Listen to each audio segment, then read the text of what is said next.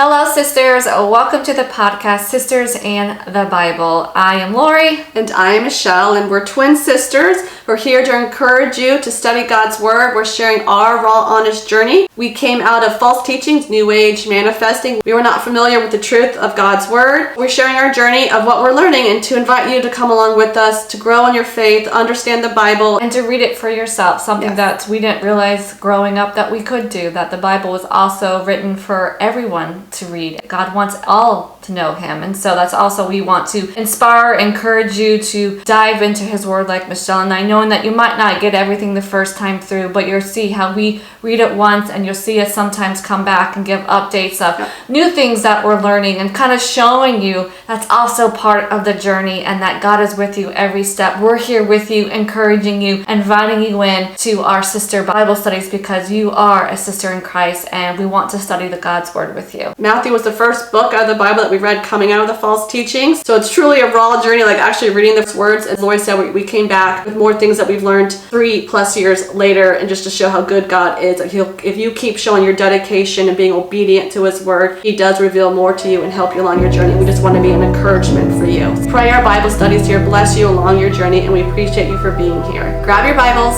and come study God's Word with us. Enjoy today's episode. Welcome. Continuing on with our Bible study with Matthew chapter 9. This is part 2. So again, this is going to be verses in chapter 9, 18 to the end of the chapter, which goes all the way to verse 38. Yeah. So that's what we're going to be reading with you and discussing with you and studying it. And having a lot of fun today in today's Bible study with Jesus. Part 1, you remember we just learned about the paralyzed man and Matthew coming about, becoming a disciple, and the discussion about the fasting and the old wineskin and the new wineskin, that Jesus is the new way. And more healing is going to be happening here. And Michelle and I are really excited to talk with you all about today's message. And we already kind of talked about before with the paralyzed man. We don't know about the paralyzed man's faith per se, but his friends had the faith to bring him to Jesus. So it's been really cool to seeing different people's faith and how Jesus knows and kind of works with everybody. So I'm really excited to learn more here. As Jesus was saying this, the leader of a synagogue came and knelt before him. "My daughter just died," he said, "but you can bring her back to life again if you just come and lay your hand on her." So before we begin to see what happens next, we're going to first talk a little bit about who this man is. Also, again, it just says in our Bible, leader of a synagogue, and so we don't really quite know, but we know of leaders back then had certain statuses and were looked upon in different ways from people in the area. So we know kind of that going in, and I love how... So in a sense, it's probably a big deal that this man at this looked upon at this level was coming to Jesus for help. In this book, the Be Loyal actually says his name, Jairus, if I'm saying that right, Jairus. So he said too, it must have been difficult for him to come to Jesus since he was a devoted Jew and a leader in the synagogue. So remember, everything written in the Bible, we still have to remind ourselves, everything, every story, every person was put in the Bible for a purpose and a reason. We talk about that a lot in the genealogy of the 5 women. Like, why were they mentioned in the genealogy of, so everything. So this story of this Jewish leader coming to Jesus, I feel, again, goes to show, what we're going to learn here, Jesus can heal no matter if you were a Jew or a non-Jew, or if you're a leader in the synagogue or if you're not a leader in the synagogue. So I like that kind of like bigger perspective. But I love how it says here, and knelt before him. So again, he, even though he was a Jewish leader, respected Jesus, I feel like, by him kneeling before him. I don't know if your Bible says he knelt down before him. That kind of reminds me back when the guy with leprosy came, he knelt down before him. So I just think that's a humbling thing to do. I think of, that this person, Jesus, has authority and you're going to kneel down before him. Because again, to me, it also acts like you're willing. Like, if you're willing, humbleness, if you're willing to come and help me, like, I feel like that too can be looked as like the kneeling part. Well, I think it's also a sense of order of respect that you look up to Jesus. And it said my daughter just died, but we also learned that I guess she technically wasn't like officially dead yet. She was obviously, I think, very, very sick. And so he probably knew death was coming to his daughter. I'm reading other people's commentaries. They made it sound like, I don't know if we learned this in a different, maybe in Mark might share this story too. Maybe in there it goes to show that she wasn't quite dead yet. Yeah. His love for his daughter, I wrote my note, this father's love for his daughter was so strong. Again, it was willing to kind of break his rules of being a Jewish leader and come and see Jesus for help. I think that says a lot too about a love for somebody else. It kind of goes back to the paralyzed man. It's like their love for their friend was so high, and that, you know, even if people were opposing them, they were going to do it. So he said too, when Jairus first came to Jesus, his daughter was close to death. The delay caused by the healing of the woman, which we're going to get into next here, was a more opportunity. We'll see here that the enemy could kind of sneak in to work to bring more doubt and fear. You know, is Jesus really going to heal this person or not? So let's keep going. Well, just real quick, I'm from the Harvest family. I guess also in Luke, I think the story is also in Luke, because in Luke we learn that his daughter is 12 years old, which is important because moving on to the lady here that comes up to Jesus that's bleeding. Just then, a woman has suffered from bleeding for 12 years. So here's a 12-year-old girl, and then a woman here that's been bleeding, suffering for 12 years. So just, I think the time, like he made a good point. When there's that descriptive of time, you really need it. To me, it's an alert to pay attention. Obviously that means something, and is things take time, and you don't know when your healing can come or what age it's going to come. That God's in control, and we have to trust in his timing. Verse 19, so Jesus and his disciples got up and went with him. And I just made a note of that too. Again, Jesus didn't say, well, you're a Jewish leader, I'm not going to help you. You don't believe in me. Yeah, so I still like that he didn't oppose it. He was, again, here to heal and to help people. And so, but just then, going to verse 20, just then, so all of a sudden, out of the blue, just then, a woman who had suffered for 12 years with constant bleeding came up behind him. She touched the fringe of his robe, for she thought, if I can just touch his robe, I will be healed. Now we're going to stop there before we move on to the rest of it, because this has a nugget. So Michelle said the significance she was suffering from 12 years with constant bleeding. Just imagine picturing that, like, as for us girls, can imagine that being your period, never leaving you pretty much for 12 years. Like the leprosy and all those people, like how that made her probably feel. Like she was probably looked at as, again, unclean, and nobody wanted to touch her. And they were. That's back then. You weren't, because if you touch them, by the leprosy, if you touch them, you were then considered also unclean. Probably struggled with doubts of, is this ever going to away? Is this ever going to truly heal? Why is this happening to me? Yeah, then also she too probably heard about this man going around healing people, and so she just, from hearing that, I think that's just a great reminder and sense of faith. That she didn't even see him healing. She just heard about it. Well, we think. Yeah, that's what I'm saying. It doesn't really say, but maybe either way. But just that she probably had those doubts within those 12 years, but then here she hears about or sees Jesus doing these things, and that gave her enough faith to just, without question and doubt, like, I know if I touch him, I'm going to be healed. And that's a really strong sense of faith. Yeah, I boxed touch, because again, it's the touch of Jesus. So I also wrote that by her, she said, they specifically put that in there for the Bible. She thought in her head, like she even said this out loud, this is in her head. If I can just touch his robe, I will be healed. So I wrote that is a form of active faith, because she knows just the idea of just touching him. He doesn't have to look at her. He doesn't have to say anything to her. Just the idea that she can touch him. Power of Jesus in the touch, that she will be healed. And to me, I wrote that to remind myself that's she's an example of active faith. You know, she seeked, I'm assuming, seeked him out, found out where he was. I'm assuming. Well, I think, like, remember too, and Jesus was probably always surrounded by people. And again, if she came in unclean, people would have been yelling unclean. So, you know, I think like she's probably like crawling on the ground. That's also why she was already on the ground. Only on the ground to touch, you know, his robe. So I think again, she's already kind of down at that level. So to me, that shows how nothing was going to stop her. She would crawl on the ground through these crowds of people to get to Jesus. I think that's just an act of bravery and her faith. And I said the idea of touching him. She just knew. She also just had this incredible faith. She just knew. Yeah. And I love that. And I also made note here, again, reminding ourselves, so it doesn't matter your background. If you believe God's word, it's God's will. God's word will work for you. It works for all people on all spectrums of the scale of where you come from and your level of faith. It's just kind of like overview of all these stories, and then a little bit more moving forward. Just to keep in the back of your mind that that's what Lori was saying in the previous one, like, because it gives God all the glory. Yeah.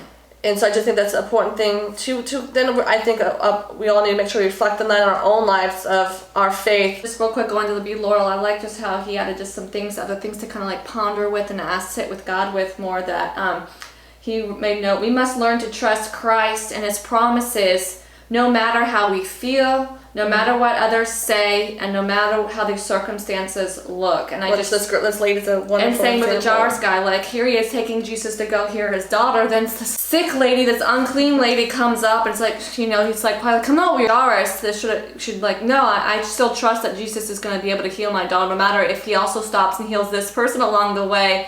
Kind of showing that mercy, I feel. Well, it also goes to show that our healing is coming, but there could be other things happening before it gets to us. And I think that's also what this story is also showing, like the overview picture of, we all can probably relate in our own lives, is that we're all just waiting and waiting for our healing, but understanding that there's other things happening, whether it's for us or for somebody else. But I think this is an example to show us all just to keep trusting and believing in Jesus' power to heal. Also, Jesus is also the giver of hope. And going back to the Be Loyal, he broke off this woman, 12 years, ladies that suffered woman, as a broken hope example. And I think, again, for our own healing journeys, I know I suffered for a good 5 years with my cystic acne. Michelle, a really tough 3 years with her eczema. And I know other people have other issues for longer, and it could not always, again, be sometimes physical things. It could be mental things, people suffering with depression for life. So I know broken hope can happen to so many of us. Actually, probably has happened to all of us in some point in our lives. And I guess we also learn more about her story and the book of Mark, which we're excited to kind of read her story again. But I guess in the book of Mark, we are informed that this lady did try to go out and get help from other physicians, but nobody could help her, which we related to that because we went to multiple doctors. Michelle went to every second older sister has a lot of stomach issues, and she too has gone to, and so I know some of you probably have felt you've gone to so many different doctors, so you're starting to lose hope.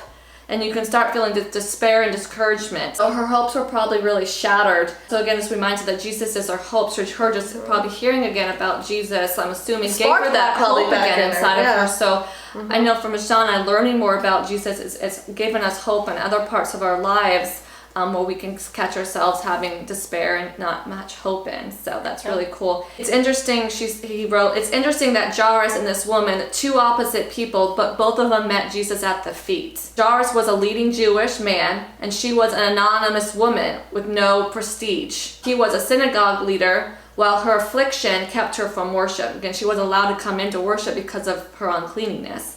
So again, I love how he's bringing in you see the two different types of people. That goes back to what I was saying earlier, like it doesn't matter your background.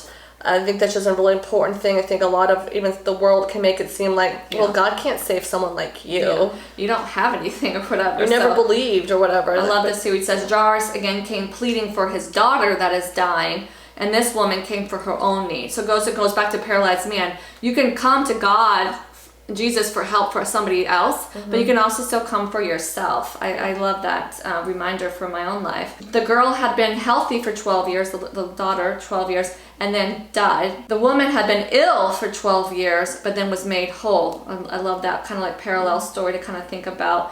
Jairus' need was public. All knew it. So, you know, he was a well-known leader. People probably knew his daughter was sick and was dying. Not that she was sick for a long time. She was dying. But this woman's was private, and only Jesus knew her. And because she said it in her mind. And I just feel like a lot of us can probably relate to that. A lot of us feel like nobody else understands what we're going through. We feel all alone, or maybe you are all alone in your life. We all have different circumstances. So I feel like that's something really to hit a lot for Michelle. And I know my journey, I felt alone a lot in my journey. I know Michelle felt alone. Even though I was her twin sister, I still felt, I prayed for her and stuff too. So anyway, I love that, knowing that too. Like, you can do stuff in public, but if it's okay to be in private too, because Jesus is the one, he sees it all. But both Jairus and the woman trusted Christ. And he met both of their needs in their own way. Because again, he did hers private, we'll get to him healing the lady, how she needed to be healed. And then Jairus heals his daughter the way he needed it to be healed. Verse 22, Jesus turned around. When he saw her, he said, "Daughter," could you just imagine Jesus right there saying that to daughter? Be encouraged. Again, she's had lost hope for 12 years. Be encouraged.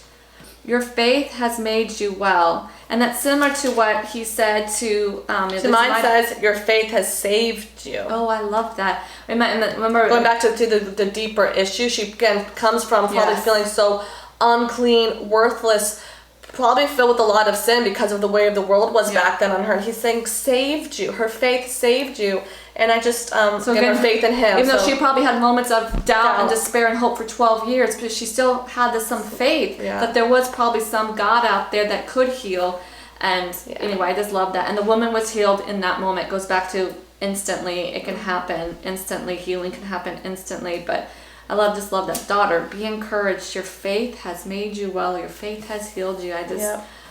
I love that. And he knew kind of what to say to her. Because again, I think that's why they're important. They shared that her thought. She thought, so it was her faith that she thought just touching him would heal her. So that was her faith. And so Jesus responded to her thoughts.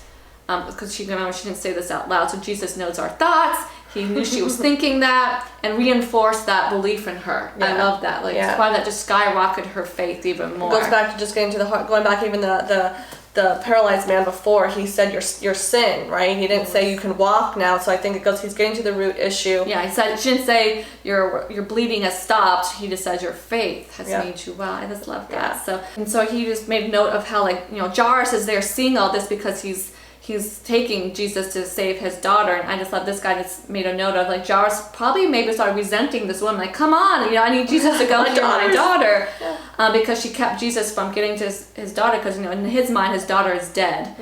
But his real problem was not the woman, but himself, where he was having bitterness. He wasn't showing mercy for this other lady, and a little bit maybe of starting to lack a little bit of faith in Jesus that was still going to get there in time to heal his daughter. And I think going back, and I think that's relevant to the 12 years here of his daughter and of the woman, is that because if you're still waiting during those times, a lot of times from my research, because there's things I still waiting to get clarity on from God and prayers answered, and so I do some additional side research on that about waiting on prayers and stuff, and maybe you have as well. I think it's a common thing, and I believe this story, from kind of hearing that, is a reminder to ourselves is to check on ourselves along the journey of our healing, where prayer is going to answer. How are we still being during those times? Especially if you see other people who have a similar issue, you hear them sharing their story. Are you being bitter towards it? I know.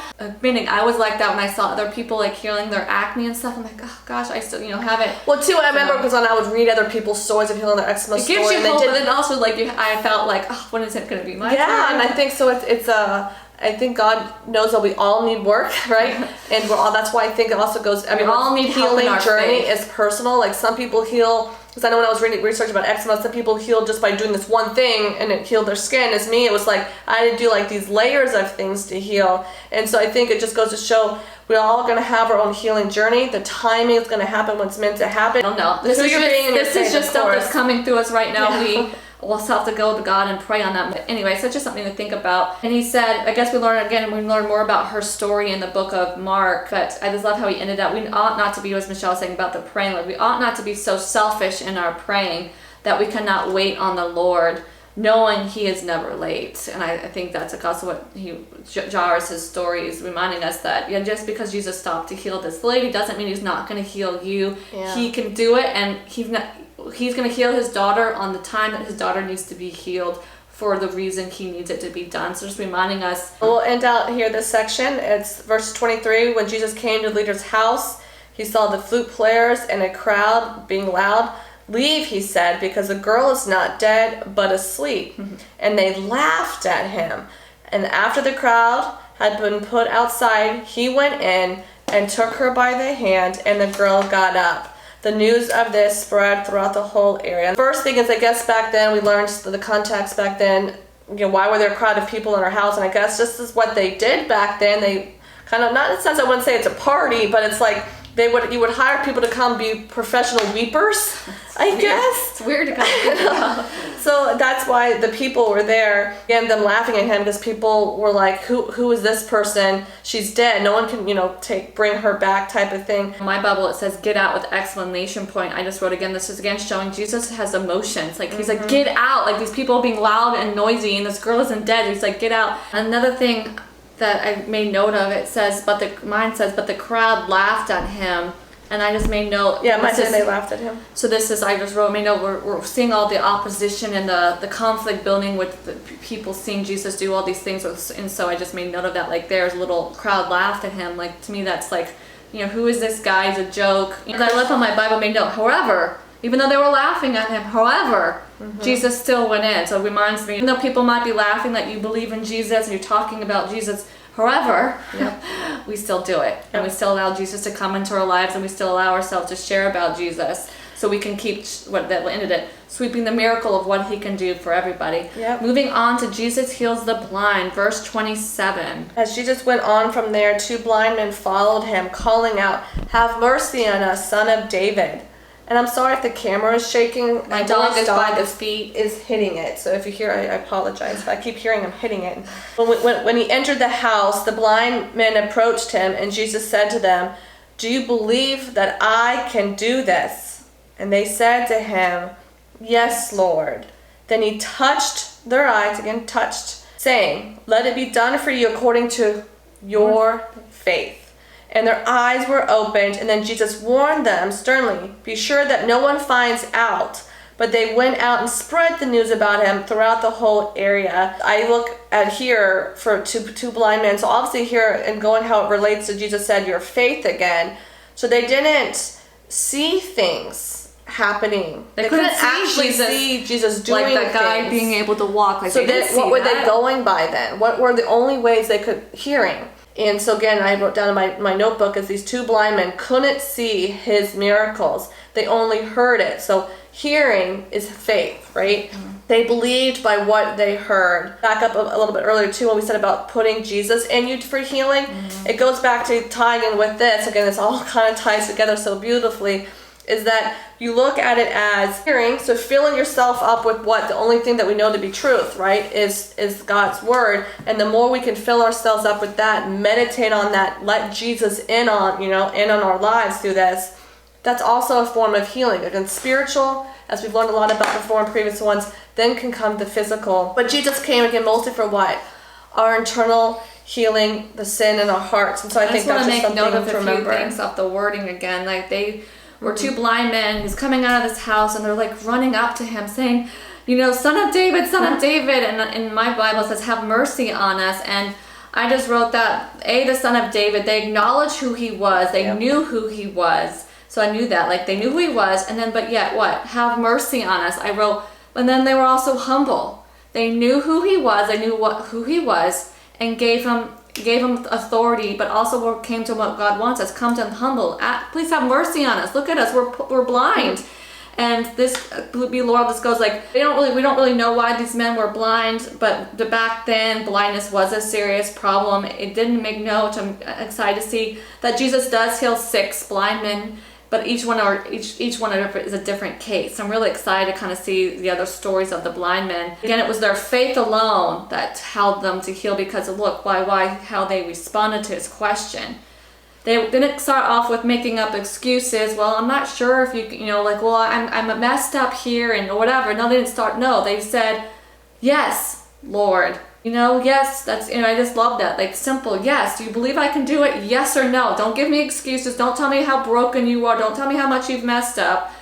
Just know, do what you believe in me. I just love how they answered, "Yes, Lord." So that was kind of like their confession to him. And that's what needed to be restored. So that type of faith in them, I just loved. And then again, the power touch of Jesus. But I also made note of what, like, I said, like, why did Jesus again say, "Don't tell anybody that I did this to you"? And we just were sitting with it, and most likely because, again, we saw all the other opposition starting to form. It's most likely because he didn't want more people starting to wanting to kill him now. So I think Jesus was obviously knows that, so he's very cautious of not causing more problems to everybody. So now, because we realized before, moving up here to the demon possessed, the Pharisees start thinking Jesus is Satan. So obviously we're knowing that. So going on to verse 32, when they left, a demon-possessed man couldn't speak was brought to Jesus. So Jesus cast out the demon, and the man began to speak. The crowds were amazed. "Nothing like this has ever happened in Israel," they exclaimed. But the Pharisees said, "He can cast out demons because he is powered by the prince of demons." So mine says it, but the Pharisees said he drives out demons by the ruler of the demons, meaning that they see Jesus as the ruler of demons. That's why he's able to do that. And I just thought that was interesting about also this demon-possessed man. He was unable to speak. God, can you imagine not being able to speak? Then, of course, when Jesus took the demon out, he was able to speak. The Be Loyal person just talked about there's a difference between sickness and demonic workings. We learn more about that coming up, I think, in chapter 10 here in Matthew. The demons, we learn that demons do have power to cause physical affliction, which here they cause this man to be muted. Just again, imagine, one being blind and then someone else being muted.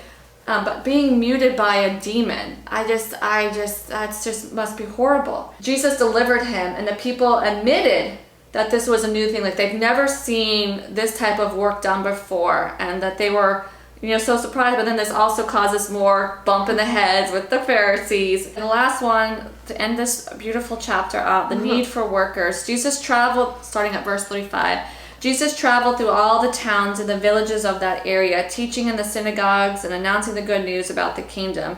And he healed every kind of disease and illness. When he saw the crowds, he had compassion on them, because he could tell that they were confused and helpless, like sheep without a shepherd. He said to his disciples, "The harvest is great, but the workers are few. So pray to the Lord, who is in charge of the harvest. Ask him to send more workers into the fields, into his fields." So again, it's just God's harvest. So I think that's why they said it, his harvest. So I like this too. Jesus, I just love how it says he again has compassion. It shows again that Jesus was a human. He had the feelings. He understood what compassion means. He saw when people were confused, and he saw that they were so helpless, and he realized that, like, hey, I need to do more here. It also goes to show how he healed every disease and every sickness. It goes to show that he wasn't choosing, you're from this area, or you never believed in me, or you've been suffering for this long. So there's something to take in note, and that just to me shows the love that Jesus has. And I think a lot of people aren't recognizing this, because even here, like, it also makes note that the harvest is abundant. Like, all that he's doing is amazing, right? And people are talking about it, but only the workers are few, and showing that despite seeing all these amazing things that Jesus is doing, people still don't want to change. They still don't want to go with him. And I think, obviously that makes me sad, because I can see that still of today. People again probably know and seen or heard people's testimonies, but it's still not changing them. And I think that's also why there's so many different people from different backgrounds experiencing Jesus and sharing their testimonies, because, well, maybe our story didn't help somebody, but another person's story does. And that's why I think you have to also, we as Christians, remember to pray for other people to share their stories, so it helps somebody else. And I think you also pray for people to see that really what truth of what Jesus is, that he came to help them too. I just also made note in my notes is that, these people, these crowds that were with Jesus, they were probably believers, because again, they kept following him and seeing what he was doing and stuff. So they were believers of God, but yet they still were confused about everything. I could see this as another way of foreshadowing the cross. Well, because I know that I'm going to be not physically here anymore as a human being to teach, to heal, and to do this. So I need to start spreading this and teaching other people to follow me. So anyway, that just hit me. I feel like that was the Holy Spirit kind of saying that also can be something to take away from this message, is that Jesus is saying, hey, okay, I know that my time is going to be coming up soon, and I need to, keep that. The good word is still being spread, and healing still being done, and people's faith are being increased. I just love that. So, but God's word gives us the hope, and that's also, I think, why Jesus here, that he wants to go out and make the harvest. He wants to keep giving people hope, right? Love you. God loves you, and we'll see you girls in the next Bible study.